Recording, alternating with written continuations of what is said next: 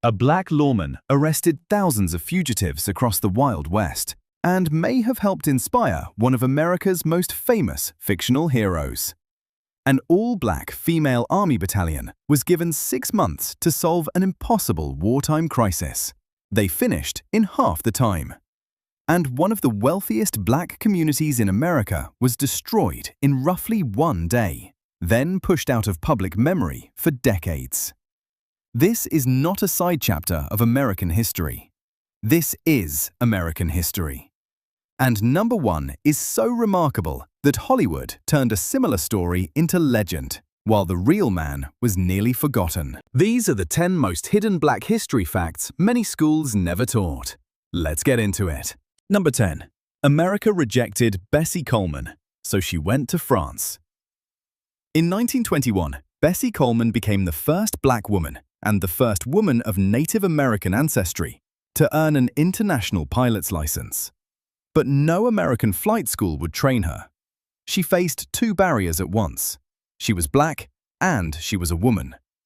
So Coleman learned French, traveled across the Atlantic, and enrolled in aviation school in France. Then she returned to America as a professional stunt pilot. Crowds came to watch Queen Bess perform dangerous spins, dives, and aerial tricks. But she refused to appear at events that forced black and white spectators to enter through separate gates. Coleman dreamed of opening a flight school for black students. She never got the chance. In 1926, she died during a test flight at only 34 years old. But her example helped open the skies for generations of black aviators who followed. Number 9. The black women who solved an impossible wartime crisis. By 1945, the United States Army had a disaster on its hands. Warehouses in Europe were overflowing with undelivered mail. Some letters had been sitting for years. Soldiers had been transferred, wounded, or killed, and millions of packages had no clear destination. Morale was collapsing. The Army called in the 6,888th Central Postal Directory Battalion, known as the 688. The 855-member unit was the first and only predominantly black Women's Army Corps battalion sent overseas during World War II. Their motto was simple: no mail, low morale. The women worked around the clock in 8-hour shifts, processing enormous mountains of letters and packages. Army officials expected the first backlog to take 6 months. The 688 cleared it in 3. They accomplished one of the war's greatest logistical victories, while battling racism, sexism, and segregation within the same military they were serving. Number 8. Juneteenth. Came more than 2 years after the Emancipation Proclamation. President Abraham Lincoln issued the Emancipation Proclamation on January 1, 1863. But freedom did not instantly reach every enslaved person. The proclamation applied to areas in rebellion against the United States, and in places where the Union had little military control, there was often no one capable of enforcing it. That included Texas. On June 19, 1865, more than 2 years later, Union General Gordon Granger arrived in Galveston and announced General Order No. 3. The order declared that enslaved people in Texas were free. That date became Juneteenth. The delay was not simply caused by news traveling slowly. Slavery survived in Texas because emancipation required enforcement, and enslavers had no incentive to surrender the labor that made them wealthy. Juneteenth reminds us that declaring freedom and delivering freedom are not always the same thing. Number 7. One of America's first self-made female millionaires was a black woman. Madam C.J. Walker was born Sarah Breedlove in Louisiana in 1867. Her parents had been enslaved. She was orphaned as a child, married at 14, and later supported herself by working as a laundress. Then she began experiencing severe scalp problems and hair loss. Instead of treating that struggle as the end of her story, Walker turned it into a business idea. She developed and marketed hair care products designed for black women, sold them door to door, and trained a nationwide network of sales agents. Her company eventually employed thousands of women and helped many of them earn money independently. Walker became widely recognized as America's first self-made female millionaire. But she did more than build wealth. She funded scholarships, donated to black institutions, and supported the NAACP's campaign against lynching. At a time when black women were denied access to both political and economic power, Madam C.J. Walker built her own and helped other women build theirs. Number 6. The Underground Railroad had no trains and no central headquarters. The Underground Railroad was not a physical railroad. It was a constantly changing resistance network made up of escape routes, safe houses, guides, free black communities, abolitionists, and ordinary people willing to risk imprisonment or death. Railroad language was used as code. Homes were called stations. Guides were called conductors. People escaping slavery were called passengers. But the system was not one massive, centrally controlled organization.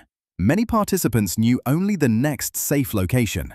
That secrecy protected the larger network if someone was captured. Some freedom seekers received help along the way. Others escaped almost entirely through their own planning, courage, and knowledge of the land. The exact number who escaped through these networks will never be known, but thousands reached free states, Canada, Mexico, and other territories, without a single mile of railroad track carrying them there. Number 5. Harriet Tubman's most dangerous mission was not on the Underground Railroad. Harriet Tubman is best known for returning to Maryland repeatedly and helping roughly 70 people escape slavery. She later said that she never lost a passenger. Tubman carried a pistol during her journeys. It offered protection against slave catchers, but accounts also describe her warning frightened escapees that turning back could expose the entire group. There was no safe retreat. But Tubman's work did not end with the Underground Railroad. During the Civil War, she served the Union as a nurse, scout, spy, and military guide. On June 2, 1863, Tubman helped guide Union gunboats through Confederate-controlled waters during the Combahee River Raid in South Carolina. Using intelligence gathered from enslaved people, the force avoided Confederate mines, struck plantations, and carried more than 700 people to freedom. Tubman is widely recognized as the first woman in American history to help plan and lead an armed United States military expedition. She did not simply guide people away from slavery, she helped bring the Union Army directly to them. Number 4.